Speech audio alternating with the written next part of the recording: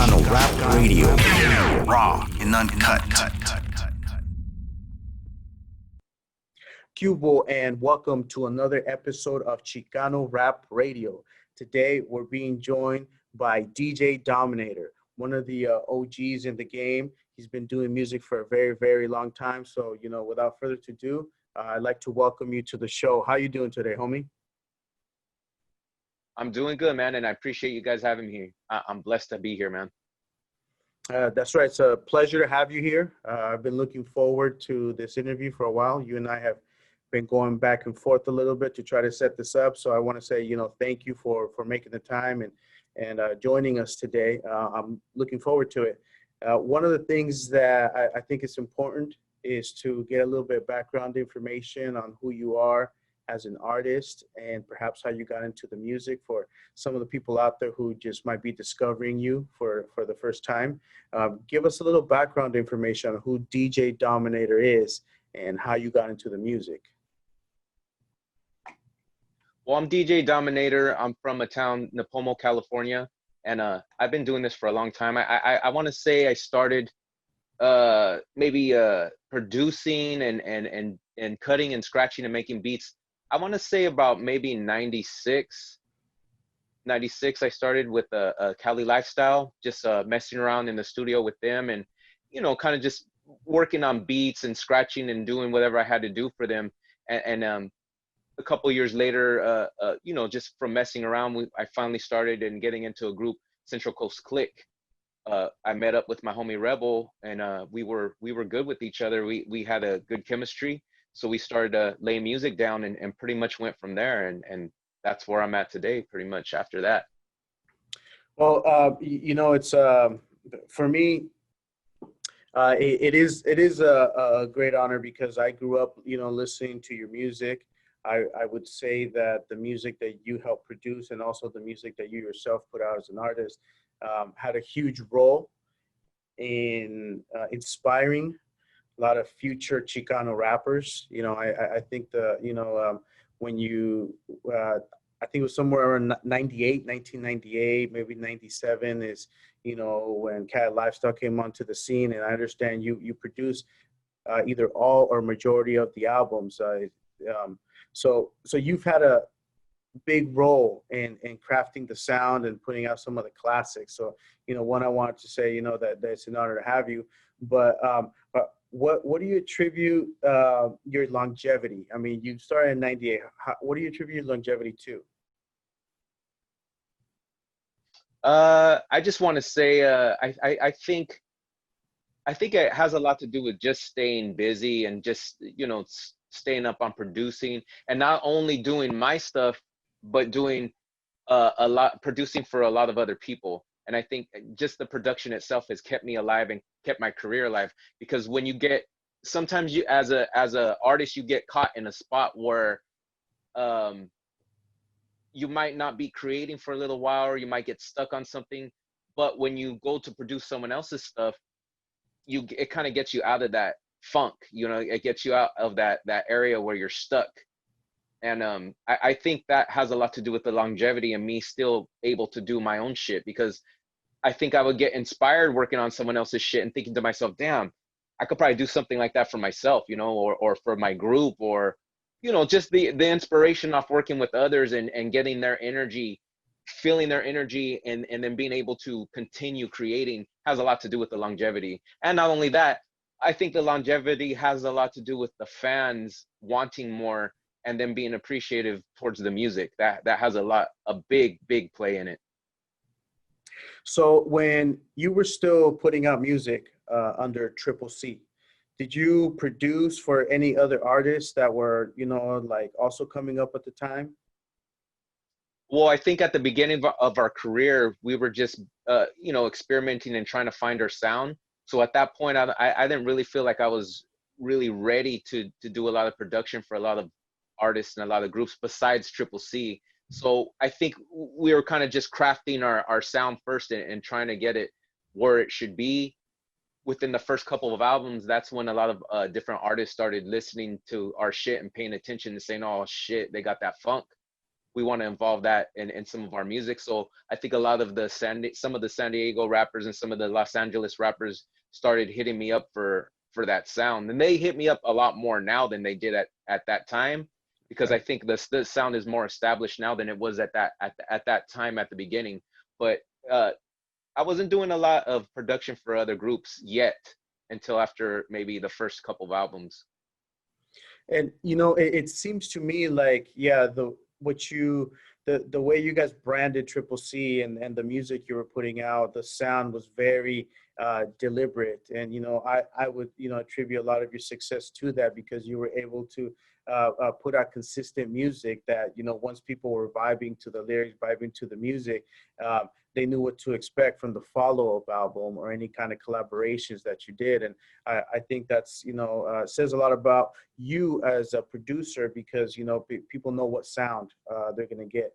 Although I imagine you can, you know, as an artist, you can fuck around with any sound, any music, but you have your signature sound. Yeah, I think we could pretty much go in any direction if we really wanted to, but I think we pretty much wanted to stay true to our roots and not really try not to piss the fans off. Right. Because I mean, the fans are Yeah. everything, bro. I mean, we do music for people to sit and enjoy, and if they're not enjoying it, for me, it's not really worth doing it. If Right. only I'm the only one enjoying it, it's not worth it to me. But you Right. know, like you were talking about signature sound, I think one of the ways that I was able to develop our signature sound was digging in the crates and looking for samples that a lot of other artists weren't using. That was my thing, was if I was going to use samples, it was going to be a special sounding sample that a lot of other artists wouldn't touch or wouldn't use in a certain way. You know, I'm sure some of them they did touch, but for the majority of the beginning of our career, I would dig in the crates, look for records, find samples, and sample those and show Rebel. And he'd be like, "That's the shit, bro. I've never heard anything like that." And I go, "Yeah, Right. I haven't heard anything like that either. Let's fucking make that into a joint and make that into a jam." And I think that's how our signature sound was pretty much developed. Yeah. Yeah. And so I see you have quite a big collection behind you. Tell me a little bit more about that. What kind of records you have behind you? Well, I started collecting. My dad used to work in the sanitation, the garbage company, when I was about, I want to say about maybe 4 or 5. So he used to bring crates of vinyl home, at least 1 to 2 crates a week, if not more. And I want to say around 5 years old is when he started me off with the vinyl collection. I think my first vinyl piece was the Jackson 5. Like, that was my first vinyl piece, and from then on I just kept collecting and collecting. So I want to say since about 5 years old I've been digging, like going to the swap meet, digging in you know, going to the segundas, secondhand stores and shit like that, you know, garage sales. So I've been digging a long time and collecting a long time. I want to say I have over 5,000 pieces of vinyl at this point. Wow. And what I have back here, this is one of my main shelves back here, and it's pretty much filled with common funk and deep funk, like pretty much alphabetized and categorized. And I got my funk on this side. Over here I got hip hop and rap on the other side. And I collect all my 12-inch vinyls. The cool thing about 12-inch vinyls back in the day is that they had the acapellas and the instrumentals. So if you wanted to if you were DJing for a party and you want to make a remix on the spot, you could do it and trip people the fuck out, or play the extended version of a song when people were digging it. You can mix it into an extended version of a song and keep them dancing longer because they're feeling it. Yeah, yeah. Because that's where you got started, right? The DJ led to the producing. Yes, definitely. Well, I think a lot of what allows me to make the choices and what I like and people are gonna get down to is what I would play. And if I would see people leave the dance floor, there was something about it that they didn't like, you know. And I learned to distinguish the difference on what people actually were going to continue stay out there for and what where they were going to leave at. And I think a lot of that made me determine what's dope and what's not, what people are going to pass up and skip, and what they're going to continue playing, you know. But yeah, the DJing helped me in production a lot, as far as like scratching and rhythm and mixing and beat beat matching and all that type of stuff really helped me as a producer, because it keeps you locked into a groove that you're, you know, if you're a beginner and you just jump on an instrument, you have to learn, you know. So I think just learning that rhythm of scratching and mixing helped me a lot as a producer, getting started and being able to jump on it quick. Well, and you know, you touched on something that I think is also really really important. As a DJ, you are producing, you are creating in real time. You know, you try something out, and then maybe you see the crowd start to clear. You're like, okay, let me put this other one on. You know, and so I imagine over time, you know, that's also a skill that improves, where you just know you're able to read the crowd a lot better. You know, they're gonna Exactly. That really does that help one. out a lot. Right. Mhm. Which I'm And assuming. you know, as a DJ later on, once you're a pro, you kind of already know what to throw on. You know, when you're a beginning DJ, you're just trying things out, and you Right. want to see what's. You might clear a fucking dance floor by playing the wrong shit, but later on you start realizing, okay, I'm never gonna play this shit again. I already kind of know what Right. direction to stay in, where to stay in, and it needs to be this shit. It can't be anything under this beats per minute because people won't dance to it. Right.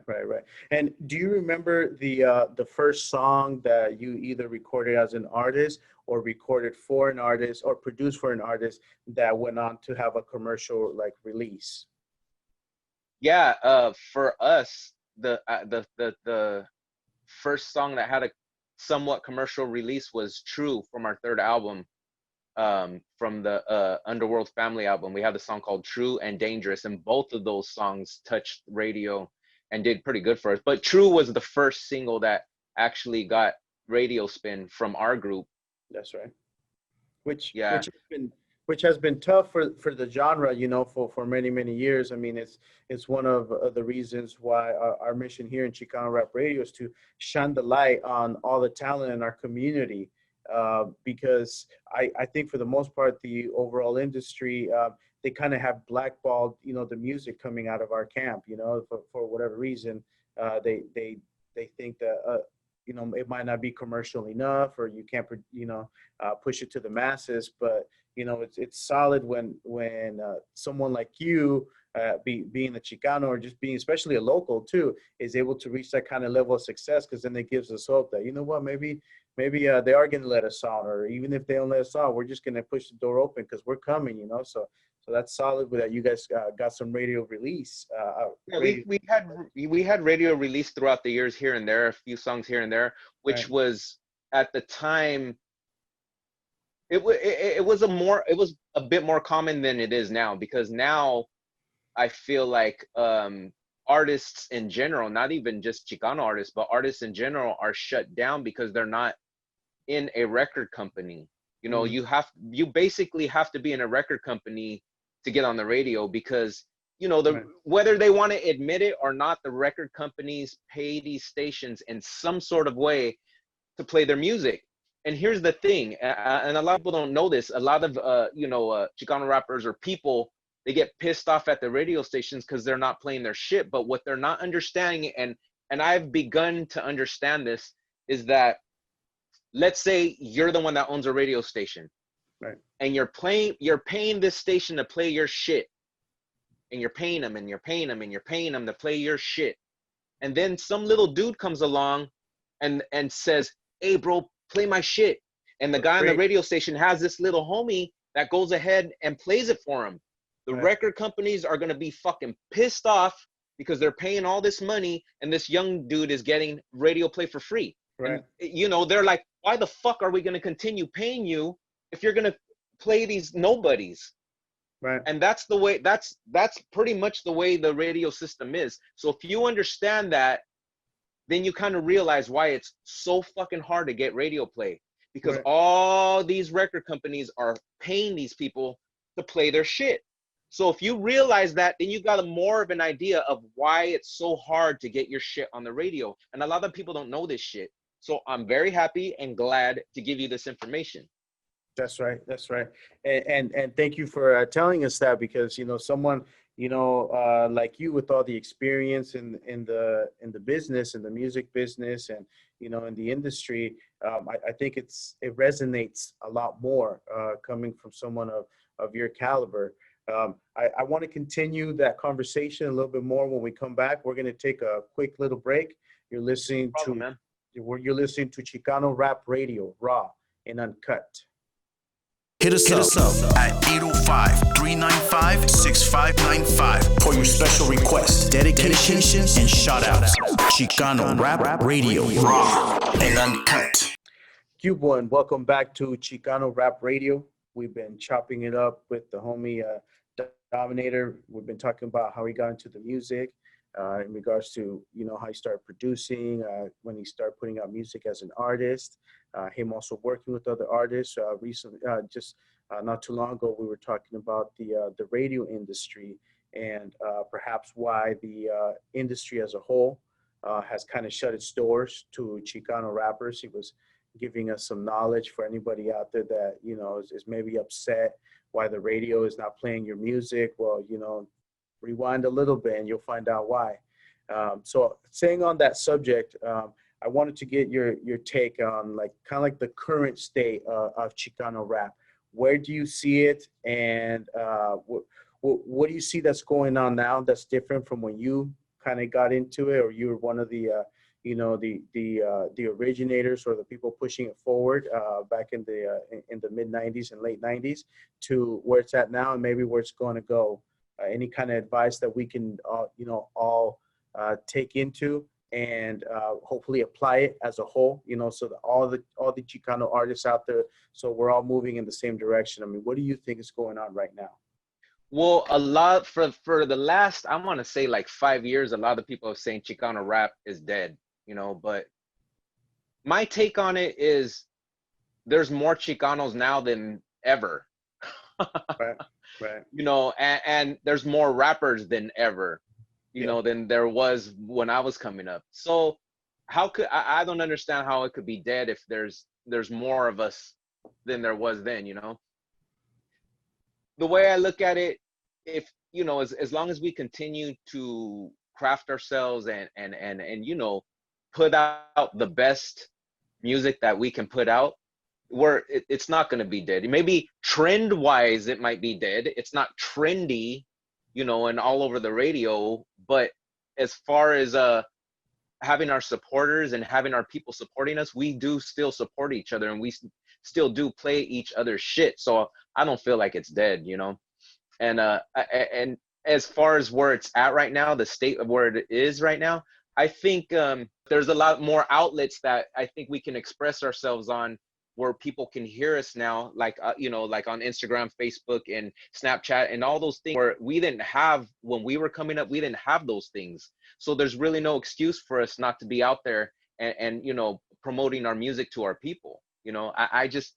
I feel like where music is at right now, it's cool where it's at, because the music, there's a certain type of music that's trend now as far as Chicano, or Chicano rap or whatever it is now. People have their own styles and their own sound.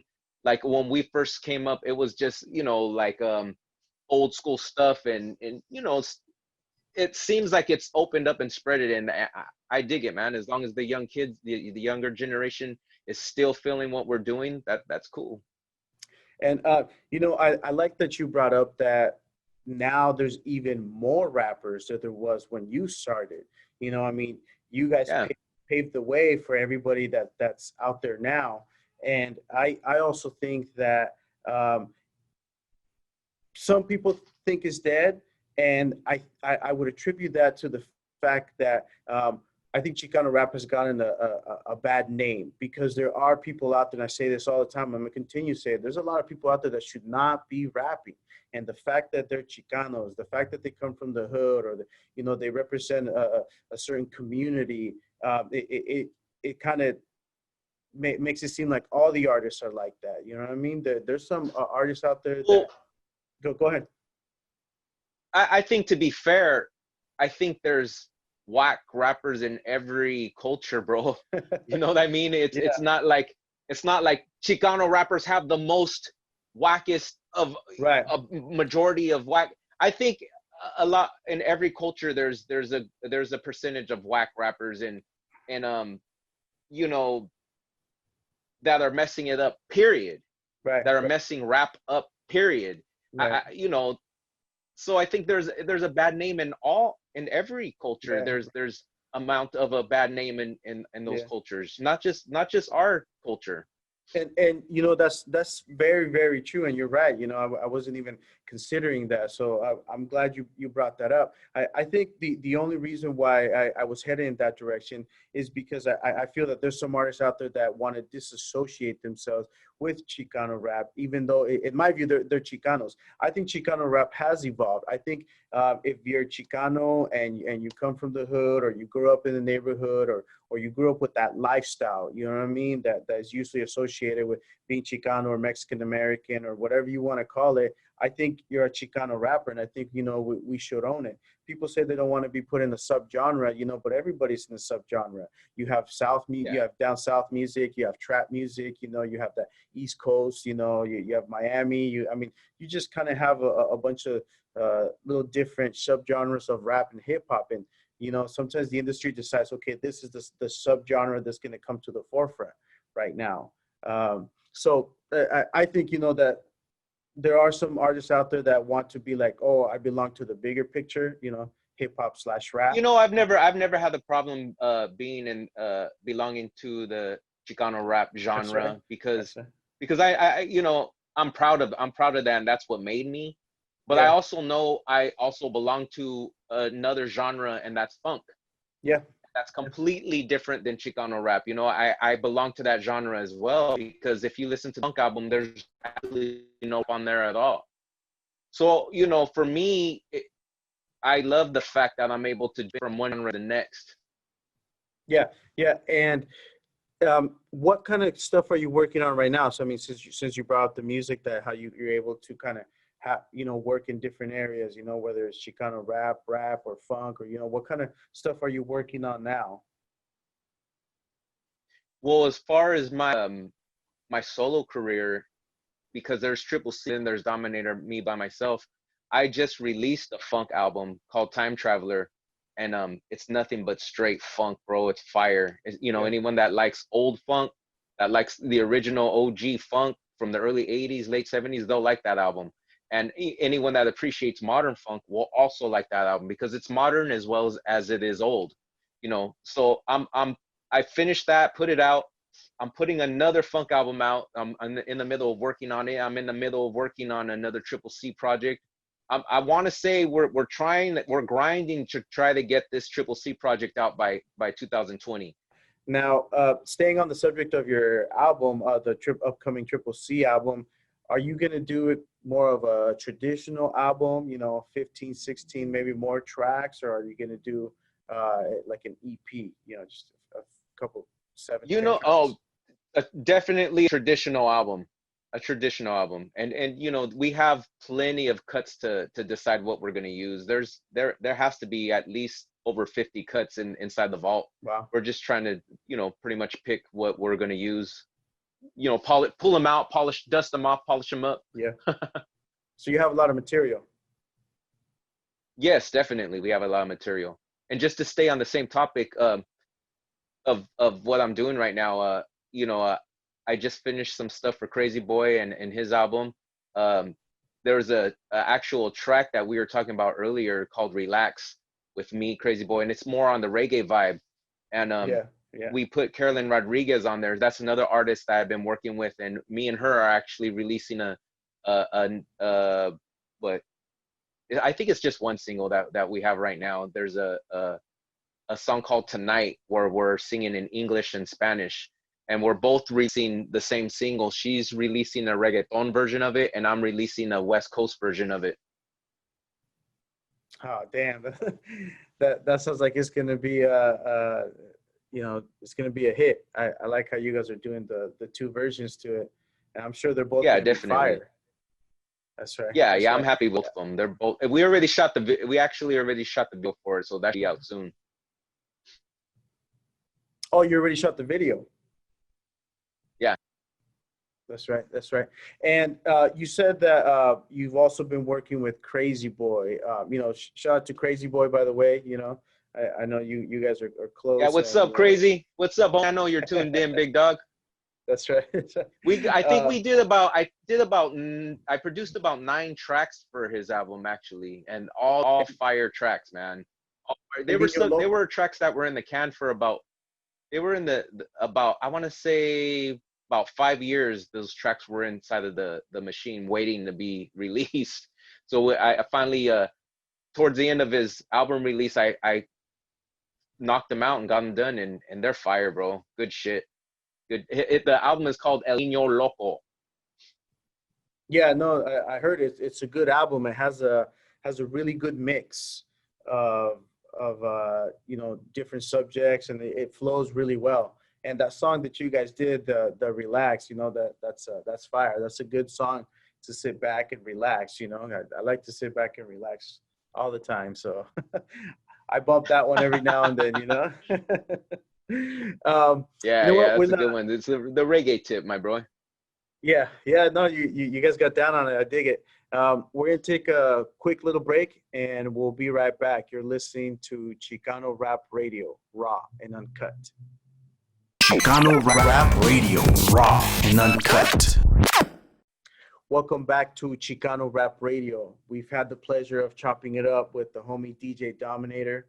We've been talking about how he got into the music at a young age, and at the age of 5, he started digging in the crates that developed into his DJ career, and then he started producing. He's one of the original producers, original rappers.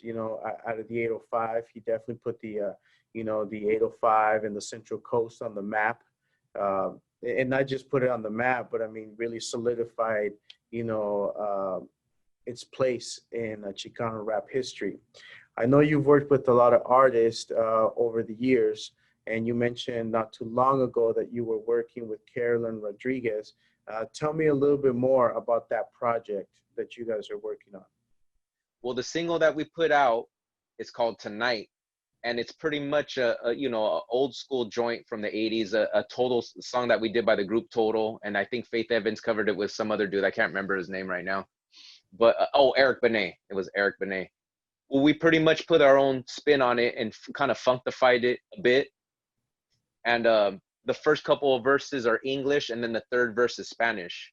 So after we finished that funk joint, Carolyn took it and then did a reggaeton remix, and decided to put her own version out. And then I stuck with the first version, and I'm about to put that version out right after she drops hers. I'm gonna let her drop hers first, and then I'm gonna jump on that. And me and Carolyn have worked throughout the years. That's my girl. We've worked throughout. We've had at least a good 10-year run with each other, knowing each other and working on each other, fucking with each other's projects. Yeah, she's on the Time Traveler album as well. Me and her have a single on my album. And I wanted to ask you earlier. I think I heard a couple of tracks from that album. Is that the one where you're kind of in space, like on the cover? Okay. Yes. Okay. I'm gonna have to go back and check it out a little bit more. Yeah, I heard a couple just just real quick, and then right now that you brought it up, I'm like, oh yeah, I have seen that album. Yeah, we pressed up CDs. I'm also planning on pressing up vinyl for it too, because a lot of old school heads have been asking for the vinyl. So I definitely want to press up some 12 inches of that. And do those people want it just purely for collection, or are they still spinning them? Both. Because I know a lot of DJs have gone digital, but sometimes I feel like you can't replace. Well, there's a movement right now. There's a movement with a lot of DJs that are strictly playing vinyl. They even have signs that say no laptops allowed at some of these events. Really? Yeah, exactly. So DJs are forced to go in there with record crates. If you don't own records, then you have no business spinning at some of these events that they're having, which Wow. it's dope, bro. I really respect that, and I love that. I've jumped onto some of these events and brought a couple of record crates along with me and spun a little bit. Shout out to my homeboy Chuco from the Vinylistics. He's one of the guys in this area doing that. And then there's Funk Freaks out there in the Orange County area that they make sure that there's no laptops allowed at their events. At their events, yeah. Hey, that's tight. Well, now what kind of events are these? Are these like like a cannabis type event, where they have a little variety thing, they just happen to play It's music, or is just a music it's actually festival? no, they're like club events. They're like club events. They're little well, not little, but they're big club events where the DJs come and all these people come to enjoy deep funk and vinyl being mixed. And they know what it is. They know that there's no laptop. The actual people in the audience, they're dancing to it and they're loving it. Yeah. It's dope as fuck, bro. Younger people, older people, a little bit of everyone in those clubs. And I did want to ask you that earlier because I remember, back in the days tracking down some acapellas of, some favorite, famous songs. When I first started fucking around the studio, I thought it was cool that I could track down acapella from Tupac, and throw my song, and throw my verse in there with instrumental, whether it was Tupac or someone else. Is that something that you think will make a resurgence in the music now as a whole? Like, should artists be putting out, whether it's vinyl or digital, should they be putting out an a cappella version of their songs? What do you think about that? I think making it available is cool. I think more so for the DJs than anything, because the DJs are the ones that are going to take your joint and remix it, because if you start leaving your shit available for, like, let's say you start leaving your acapellas available for other rappers, and someone whack as fuck gets a hold of your acapella, Yeah. and you kind of had no control over how fucked up the song's gonna be if they fuck Right. it up for you. Right. So then maybe make the a cappella version only on vinyl. So like at least you got to pay your dues to get it. You know what I mean? Not just Right, make it right. Yeah, that would so be a easy. better idea. I would say that'd be a better idea. Yeah. That's right. That's right. So you have an upcoming album with Triple C. Right. You're also going to be putting out some music with Carolyn Rodriguez. Right. Um, but I imagine you're also producing. I mean, is there any artists that you've recently worked with that, without maybe, telling us too Right much now, information? actually, right now I'm working on a track with ODM from Lighter Shade of Brown. Oh, that's right. I'm actually doing one of their last Lighter Shade of Brown joints because he had some stuff left over from DTTX, and he showed it to me. He said, "Do you think we can make something with this? Another Lighter Shade of Brown track?" And I said, "Hell yeah!" So That's right. I pretty much remixed the. Do you remember the Clock on the Wall old school joint by Yeah. Double Vision? Yeah. I did that for them, and I was happy that he picked that one because I haven't heard any other rapper use Clock on the Wall. None. I've done my research and looked around, and no one's done a Clock on the Wall. So I didn't sample it. I pretty much replayed it from scratch and then sang Yeah. the hook on it. And it sounds like an old school Lighter Shade of Brown joint, bro, like with a Dominator twist over it. So I'm Yeah. pretty proud of that. I'm happy with that. And I'm excited for the world to hear that one. Now, is that gonna, if that's gonna be released as a single, or is that going on a bigger project?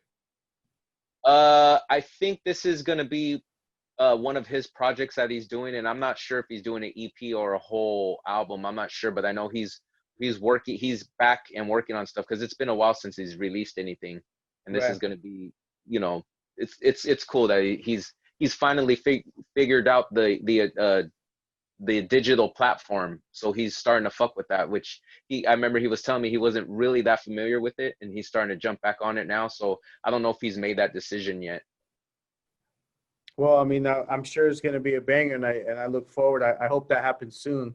Because I think the combination between both of you is going to be fire without a doubt. Definitely going to Yeah, be fire. we gel really good, bro. Like we our chemistry is sick. We agree on a lot of stuff, and we're close to being the same age, so we have a lot of the same background as far as what music we like to bump and shit like that.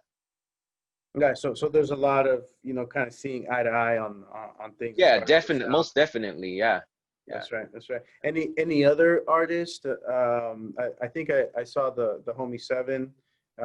put something up on Right. Instagram. Seven actually hit me up and he got at me and he said, hey bro, I got this funk joint I want to do. And I said, well, you came to the right motherfucker, bro. If you That's want to right. do funk, I got you. I got your back, homie. Yeah, So yeah. me and him we're doing a collab where we're both singing on a funk joint. We're gonna have to ask the fans to hurry up and bug ODM and hurry up and you know, get on the homie Seven's case to release those songs, because you know, I think between you guys and the homie Seven, you know, can he's very talented. I mean, not just from the production level, but he also from the singing, and he's doing corridos now, you know. So I Yeah, think he showed me some of that shit, bro. I was impressed. I was like, oh shit, all right, get yeah, down, homie. and Yeah. you know, it's kind of like, you know, what we were talking about earlier. It's like the evolution. I mean, him doing corridos is not necessarily the Chicano rap, you know, but the evolution of the artist, you know, within that genre. You know, some people went on and maybe decided that they wanted to produce. You know, there's a couple artists out there that produce and rap. The homie Seven, he's doing corridos. You know, you Right, because believe it or not, you get burned out. You get burned out, and right. it's always good to be able to fuck with something on the side and then come back to it, so you'll come back with a fresh mind again, you know. So if you come Yeah. back to the yeah, of course, yeah, I definitely made that turn to funk from where I was with Triple C and doing all the rap stuff. I already kind of knew I was gonna make that turn and evolve to something like that. But like I said, I'm always gonna come back to what I know already too, you know. Yeah, yeah, and you know, I think what you said also is one of the reasons why you've had so much like longevity. You know, recognizing things like that. That sometimes you get burned out, and you got to maybe, you know, go over here for a little bit, and then reignite that interest in you know, and this other kind of music, or maybe you get burned out on producing. Now you just want to write lyrics, or vice versa. You know, so Definitely, yeah, for sure, for sure. One last thing I want to touch on too is or one thing I want to touch on was one of my artists that I have. It's my first artist. Her name is Lucha, and I'm doing some stuff for her. I'm doing a little mix of everything, a little bit of oldies type shit, some funk, and just, you know, wherever our road takes us. But I'm producing for her, and she'll be out pretty soon. Hopefully where's we get a single out on her soon. okay, Lucha. What? So she's a singer. She is a singer. Where Yeah. where's she out of? She's out of I think somewhere in the Palm Springs area. Okay. I'm not really sure. I've never been to the area that she when Yeah, we record, she usually comes here out to my area, that's right. and you know, we pretty much, So she's a Cali girl. she's a Cali girl. That's right. And you said you're gonna be doing some oldies, like, you know, just some modern music with the oldie sound. That Yeah, actually, wow. I'm myself working on an oldies album with the Edub and Kool-Aid, with the, you know, doing the thing with them, and that album's gonna be pretty dope. We're actually shooting a video tomorrow for our single "Don't Be Afraid." I redid one of the oldie joints, That's and we're right. shooting for that video tomorrow. So And that's I think we're gonna start off with the EP with 4 songs for that album. That's the whole nother project aside from what I got going on myself. and when can we expect that? I want to Edub's turnaround on videos might be a couple of weeks. So the single's already out. It's been out for a little while already. What's the name of But the single? the single's called "Don't Be Afraid," Don't be and it's afraid. been, yeah, it's been out for a little while already. Okay. I'm gonna have to go check it out, and anybody out there listening, you know, you go make sure that you check it out too. I'm sure it's another banging joint. It sounds like you just have a lot of stuff cooking everywhere, Yeah, everywhere. So, yeah, it's always like that, bro. Like it never stops. well, good. You know, I mean, I think you got started at a young age, and you know, you still seem relatively young, but I think it's a blessing, you know, to be able to find what you love at a young age, be successful at it, and continue to do it for many years. Yeah, most definitely, man. Not many people can pay the bills for music, you know. I mean, I know there's people out there that want to, but you know, make sure you keep your 9 to 5, you know, until you really get popping on that, Hey, that's some good advice, homie. That's because like the best advice. Hey, there's a lot of people that need to take that advice, man. I mean, I guess it's good to have a passion, dream. right? It's good to go Yeah, after. right. It's good to go after your dream. It really Right, is. But right. at the same time, at least stay halfway awake while you're dreaming. Yeah. And for anybody out there who wants to like, stay current with your projects or your music or any artists that you're trying to develop right now, what's your Instagram handle so that they can follow up with, follow you? It's DJ Dominator, and you'd want to look under DJ underscore DOMIN, the number 8 TOR. And I'll pop up right away, bro. It's not that hard to find me. Right. Just look up DJ Dominator and he's gonna come up at the top of the list for sure. So it's DJ underscore DOMN 8. DOMIN, Oh, the number 8, and then TOR. okay, that's right. And any last words for the listeners? Any advice? Anything that you want to leave us with? Man, I appreciate all my fans and I appreciate everyone. I appreciate my family and everyone sticking with me and supporting with me and getting my back, man. And that's pretty much it. As far as advice, keep grinding, keep doing Chicano music because, like I said, it's not dead. It's still alive. We're not going to die. If anything, we might come back harder than you guys seen us within the first time. Yeah, that's right. That's right. Appreciate you joining us, everybody here at Chicano Rap Radio. Is a huge fan, and we appreciate your time. We definitely are going to go and continue to support you. We're going to go listen to your classics. We're going to listen to your new shit, and we're going to listen to your upcoming music as well. We're going to keep an eye out for it. Thank you so much for your time, and we wish you well. We'll stay in contact with you. Thanks for joining us. You're listening to. Thank you guys for having me. I appreciate it. I appreciate you guys listening to me, letting me drop some knowledge on you guys, man. That's right. And I will be back. I'll definitely be back for another episode. That's right. We'll definitely have you back. We're gonna hold you to it. All right. So there you have it. Homie DJ Dominator is working on a lot of different things. He's working with a lot of different artists. He's got a lot of projects coming up. So make sure that you stay posted and you support him. He's got a lot of great music out there. And if you need to follow him, check out the link below. And, we're going to post it below. That way you can go and follow the homie, listen to all his music, listen to his catalog. You're listening to Chicano Rap Radio, raw and uncut. Chicano Rap Radio, raw and uncut.